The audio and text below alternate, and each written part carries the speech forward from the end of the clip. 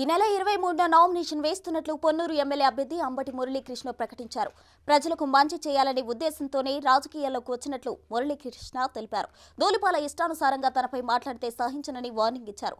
అఖండ మెజారిటీతో తనను గెలిపించాలని అభ్యర్థించారు. సహకార సంఘాన్ని కంపెనీ యాక్ట్ కింద మార్చి ప్రైవేట్ సంస్థగా మార్చడం కుదిరితే అన్నీ మార్చేయచ్చు కదండి. జగన్మోహన్ రెడ్డి గారి ప్రభుత్వంలో కార్పొరేషన్లు ఉండే, అది కూడా కార్పొరేషన్ కూడా సెమీ గవర్నమెంట్ సహకార సంస్థ టైపే. దాన్ని కూడా కార్పొరేషన్ చైర్మన్లు అన్నీ మార్చి సొంతాలు చేసుకోవచ్చు. ప్రభుత్వ పాడి ఉత్పత్తిదారుల షేర్ క్యాపిటల్తో ఏర్పడింది వ్యక్తిగత సంస్థ ఎట్ట అవుతుందండి?